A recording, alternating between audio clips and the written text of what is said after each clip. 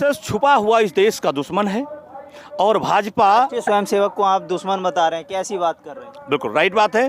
राष्ट्रीय स्वयंसेवक संघ का मतलब होता है रेशियल सुपीरियरिटी सिस्टम, जिसका हिंदी बनता है नस्लीय सर्वोच्चता का सिद्धांत।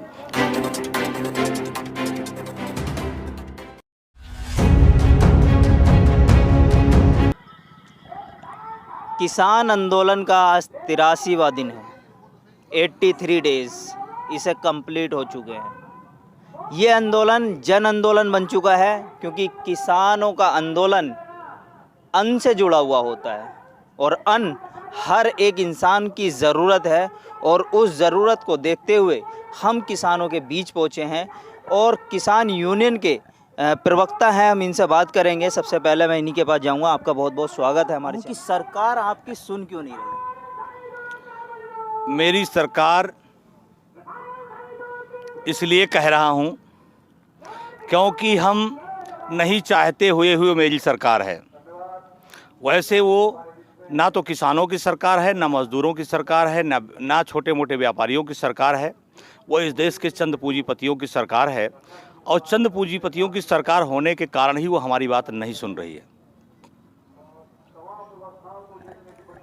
अगर आपकी नहीं सुन रही तो फिर ये धरना प्रदर्शन क्यों?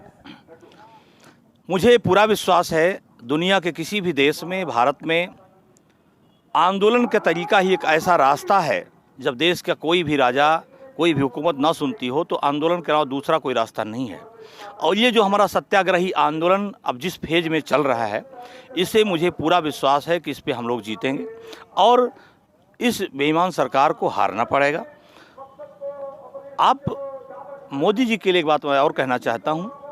उन्होंने ये बात जो कहा है कि हम सभी लोग आंदोलनजीवी हैं, हम पहचान के संकट के मोहताज हैं। उनका ये जो आरोप है, उनसे मैं ये पूछना चाहता हूँ कि किसी ज़माने में राम जन्मभूमि आंदोलन के माध्यम से ही और अभी 14 और के आसपास में जो उन्होंने आंदोलन चलाया था, आंदोलन के जरिए ही उन्होंने कांग्रेस पर हमला किया था। एक बात उन्होंने और भी कहा है कि कांग्रेस जिस योजना को लाना चाहती थी, जिस नीति को, वो मैं लेके आया हूँ। तो मैं आपके इस चैनल के माध्यम से देश के लोगों को बताना भी चाहता हूँ और भाजपा के लोगों को भी बताना चाहता हूँ, बेईमान लोगों को बताना चाहता हूँ कि अगर उन्होंने ये नीति लगाई थी तो हम किसानों ने उनके खिलाफ भी आंदोलन किया था और लास्ट में उन्होंने इससे बैक हो गए थे।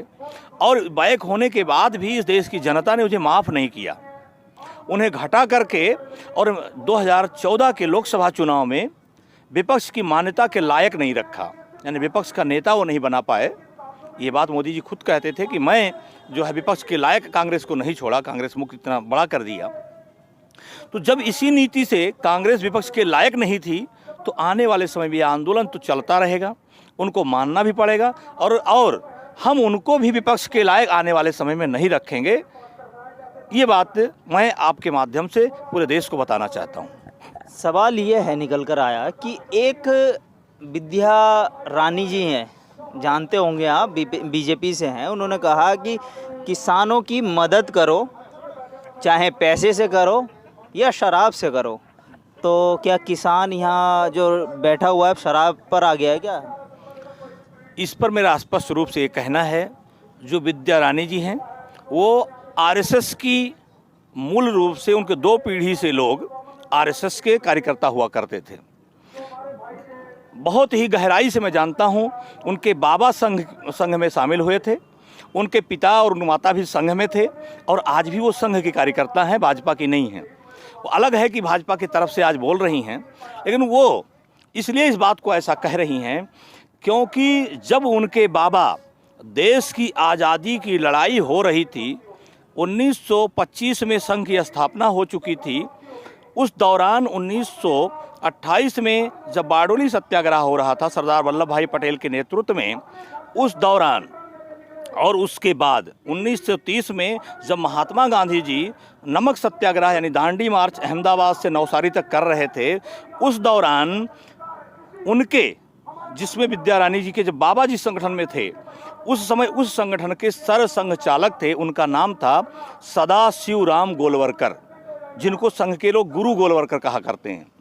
हालांकि वो गुरु तो नहीं थे, देश के गद्दार थे उस ज़माने में, लेकिन 12 मार्च 1930 को महात्मा गांधी जी दांडी मार्च पर निकलने वाले थे, तो उसकी तैयारी कर रहे लोगों का नेतृत्व कर रहे थे सरदार वल्लभ भाई पटेल। वो गुजरात के एक रास गांव में 6 मार्च 1930 की शाम को गुरु वलकर ने अंग्रेज़ों से सरदार वल्लभ भाई पटेल को 7 मार्च को सुबह गिरफ्तार करवा दिया था, यानी अंग्रेज़ों के पक्ष में थे। और यही वह कारण है कि आज चूंकि ये देशद्रोही जमाती के उनकी संतान है विद्या रानी जी, इसलिए वो ऐसी ही बात करेंगी। लेकिन आरएसएस और भाजपा दो रूप हैं क्या, एक ही तो है? हाँ, आरएसएस और भाजपा। आरएसएस छुपा हुआ इस देश का दुश्मन है और भाजपा राष्ट्रीय स्वयंसेवक को आप दुश्मन बता रहे हैं, कैसी बात कर रहे हैं? बिल्कुल राइट बात है। राष्ट्रीय स्वयंसेवक संघ का मतलब होता है राष्ट्रीय काम करना नहीं, राष्ट्रीय स्वयंसेवक का जो मैं उसको डिफिनेशन देता हूँ, उसको जो परिभाषित मैं करता हूँ, और देश नहीं अपने तरीके नहीं बनाया है। राष्ट्रीय का मतलब होता है आर, स्वयंसेवक संघ यानी RSS, लेकिन वो SSS नहीं है, RS है, SS यानी 2 बार S है। इसका मतलब होता है रेशियल सुपरियॉरिटी सिस्टम, जिसका हिंदी बनता है नस्लीय सर्वोच्चता का सिद्धांत। अर्थात इस देश में फिर से नस्लीय सर्वोच्चता कैसे स्थापित हो, इसके लिए उसने पॉलिटिकल पार्टी बनाई है, जिसको 1948 में सरदार वल्लभ भाई पटेल ने बैन किया था कि तुम ये जो नफरत की राजनीति करते हो नहीं कर सकते हो। आप सरदार वल्लभ भाई पटेल को कहते हैं कि बैन किया था। सरदार वल्लभ पटेल की तो इतनी बड़ी मूर्ति बनाती है भाजपाई, और आप उन्हीं को कहते हैं कि ये दोनों एक हैं। राइट। सरदार वल्लभ भाई पटेल की मूर्ति बनाने के पीछे जो उनका कारण है वो ये है कि इस देश में सरदार वल्लभ भाई पटेल पर हम लोगों ने इतनी जागरूकता फैलाई इस देश में, और इस बात को इतना ज़बरदस्ती बताया कि सरदार वल्लभ भाई पटेल यहाँ तक कि पंडित जवाहरलाल नेहरू से कहते थे कि आप संघ को के ऊपर से बैन हटाने की सिफारिश उसे मत करिए। आप भाजपा में सारी बुराइयां क्यों ढूंढते हैं? अच्छाइयां भी तो हैं भाजपा के अंदर। भाजपा में मुझे कोई अच्छाई नहीं दिखती है। देश को तरक्की की तरफ लेके जा रहे हैं। कोई भी तरक्की उनकी तरफ से नहीं हुई है। मैं स्पष्ट रूप से कहना चाहता हूं, जब से वो आए उन्हें रेल को बेच दिया, एयरपोर्ट को बेच दिया। सबसे बड़ी सांस्कृतिक धरोहर की बात करने वाली भारतीय जनता पार्टी, जिसके विश्व हिंदू परिषद के पुराने जमाने में अध्यक्ष रहे विष्णुधर डालमिया के लड़के संजय डालमिया के हाथ हमारी सांस्कृतिक धरोहर को टेंडर कर दिया है, लाल किला को। 26 जनवरी पे इसलिए आपने वहाँ पर दूसरे रंग का झंडा फहरा दिया। वो झंडा अगर उस पर मैं स्पष्ट रूप से कहना चाहता हूँ, वो झंडा अगर जो सिद्धू पकड़ा गया है जी, उसको सिद्धू पकड़ा गया है, अगर उसका नार्को टेस्ट हो जाए तो उसमें अमित शाह जी जेल चले जाएंगे। नार्को टेस्ट अभी इसमें भी मतलब नार्को टेस्ट कराएंगे? जब उसने खुले में बोल दिया कि कुछ नेता पकड़े जाएंगे, बोला भी कुछ नेता नहीं पकड़े जाएंगे, उसमें नार्को टेस्ट पे वो खुद पकड़े जाएंगे अमित शाह जी, इसलिए नार्को टेस्ट कराएंगे तो अमित शाह जी पकड़े जाएंगे। ऐसे तो किसी को बोल देंगे, ऐसे तो खरीद के उन्होंने लिया किया था। 250 लड़कों को प्रशिक्षित किया था किसान आंदोलन को बदनाम करने के लिए। ये आरएसएस है, इसके पुराने ज़माने से यही कार्य हुआ है। वो जो भोपाल की सांसद है वो भी यही काम किया करती थी। जो बम्बई का करकरे साहब की हत्या है उसमें भी ऐसी प्रकार का रोल था।